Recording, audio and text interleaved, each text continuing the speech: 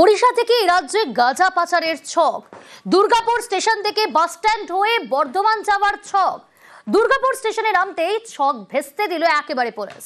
Coke Oven থানার পুলিশের হাতে পাকড়াও 5, বাজেয়াপ্ত প্রায় 2 লক্ষ টাকার 38 কেজি গাঁজা। গাঁজা পাচারের ধৃতরা নদিয়ার বাসিন্দা বলে জানা যাচ্ছে পুলিশ সূত্রে।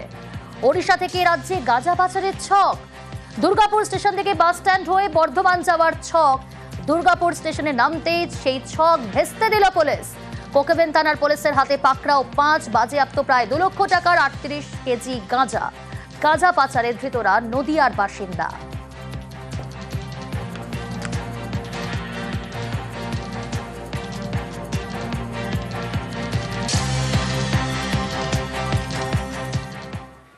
নজর রাখছি পরের খবরে। ভুটান থেকে আসা নদীর জলে ভাঙন আতঙ্ক। ভাঙন রোধেই তৎপর প্রশাসন। স্যাটেলাইট ইমেজ ব্যবহার সেচ দফতরের। নদী ভাঙন পরিদর্শনে বিধায়ক, প্রশাসনিক কর্তারা কি ব্যবস্থা নেওয়া হচ্ছে এই ভাঙন রোধে? রাজকুমার রয়েছে আমার সঙ্গে। রাজকুমার, ভাঙন রোধে প্রশাসনের তরফ থেকে কি কি ব্যবস্থা নেওয়া হচ্ছে? দেখো প্রিয়াঙ্কা, ভাঙন রোধে প্রশাসনের পক্ষ থেকে কিন্তু একাধিক ব্যবস্থা নেওয়া হচ্ছে। প্রথমত বিভিন্ন এলাকায় পরিদর্শন করছে, কোথাও বিধায়ক, কোথাও সেচ দপ্তরের আধিকারিক, তো কোথাও আবার জেলা পরিষদের সভাধিপতি। মানে সমস্ত এলাকা খতিয়ে দেখা হচ্ছে এবং যে সমস্ত ভাঙন এই প্রতিরোধের জন্য স্যাটেলাইট ইমেজকে কাজে লাগাচ্ছে সেচ দপ্তর, স্যাটেলাইট ইমেজকে কাজে লাগিয়ে ডিপিআর তৈরি করা হচ্ছে।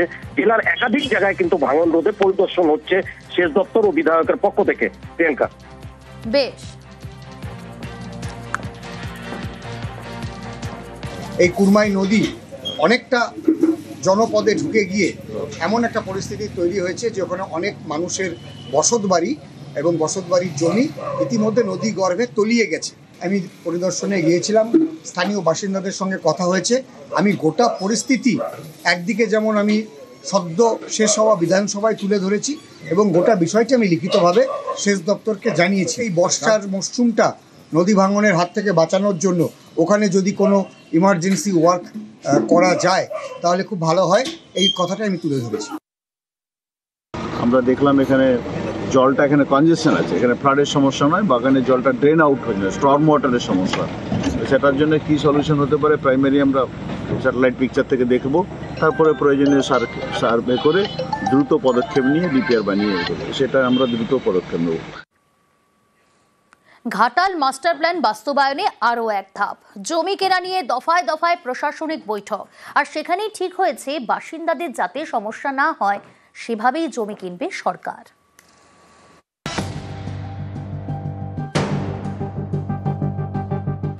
রাজ্যের টাকায় ঘাটাল মাস্টার প্ল্যান, এর জন্য রাজ্য বাজেটে 500 কোটি টাকা বরাদ্দ হয়েছে। কাজও শুরু হয়ে গিয়েছে। ঠিক হয়েছে মাস্টার প্ল্যানের জন্য জমি কিনবে রাজ্য সরকার। এ নিয়ে দফায় দফায় প্রশাসনিক বৈঠক হয়। সেখানে ঠিক হয়েছে বাসিন্দাদের যাতে সমস্যা না হয় সেভাবেই জমি কেনা হবে। মিউনিসিপ্যালিটি ড্রেনেজ সিস্টেমটা একটু বদল করা দরকার ইন্টারনালি, তাতে করে অনেকটা উপকার হবে। কারণ আমরা ঘাটাল শহরে শিলাবতীকে যখন আমরা কাজ করব তখন তাদের দাবি ছিল এই ড্রেনেজ সিস্টেমটাকেও ঠিক করা। আমাদের ইঞ্জিনিয়াররা সরজমিক তদন্ত করুন এবং দেখুন কতটা ভালো করা যায়। পার্ট অফ ঘাটাল মাস্টার প্ল্যানের ইম্পর্টেন্ট সেকশনটা, কম্পোনেন্টটা আমরা কাজে লাগাতে পারব। যেখানে সম্ভব জমির পরিমাণ কমানো, সেটা কমিয়ে একদম সায়েন্টিফিকভাবেই এটা করার চেষ্টা করা হচ্ছে। এমব্যাঙ্কমেন্টের ক্ষেত্রে যেখানে নদীর পাড়ে যে জমি যেখানে বেশি আছে সেখানে তো অবশ্যই কমানো যাবে। সেই জিনিসটা ওনারা দেখে সঠিকভাবে প্ল্যানটি আরও নতুনভাবে প্ল্যান করছেন যাতে করে কিছুটা মানুষের সেভ করা যায়। কিছুটা নেবে, আমার একটা রয়ে যাবে, এটা আমাকে খুব খুশি হয়েছে। এসডি অফিসে মিটিং হয়েছিল, আচ্ছা এটা হোক, মাস্টার প্ল্যান হোক। ঘাটাল অনেকটা বাটির মতো, প্রতি বছর বর্ষায় ভাসে ঘাটাল, রাস্তায় নামে নৌকা। বন্যা মোকাবিলায় ঘাটাল মাস্টার প্ল্যানের দাবি দীর্ঘদিনের।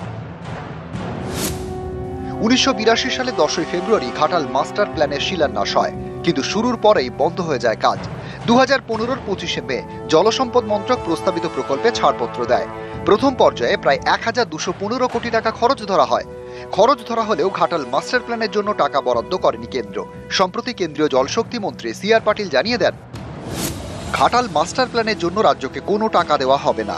আন্তর্জাতিক সংস্থা থেকে ঋণ নিয়ে প্রকল্প বাস্তবায়িত করুক পশ্চিমবঙ্গ সরকার। টাকা দেয়নি কেন্দ্র, কিন্তু সেই ঘাটাল মাস্টার প্ল্যানের জন্য গত বছরই টাকা বরাদ্দ করেছে রাজ্য সরকার। শুরু হয়েছে কাজ। সম্প্রতি বিধানসভায় মুখ্যমন্ত্রী বলেন, ঘাটাল মাস্টার প্ল্যানের জন্য টাকাই দিল না কেন্দ্র, রাজ্য নিজের টাকায় মাস্টার প্ল্যান করছে। বাজেট থেকে টাকা দিয়েছি। ঘাটাল মাস্টার প্ল্যান হয়ে গেলে মেদিনীপুর চন্দ্রকোনার বাসিন্দারা বাঁচবেন। 2 বছরে কাজ শেষ হবে। জমি নিয়ে সমস্যা হলে রুট ঘুরিয়ে নিতে চেষ্টা করুন। বসতি এলাকায় যেন কোনো সমস্যা না হয়। এরপর এই ঘাটালে বৈঠক। সেখানে ঠিক হয়েছে মাস্টার প্ল্যানের জন্য যতটা সম্ভব কম পরিমাণ জমি কেনা হবে।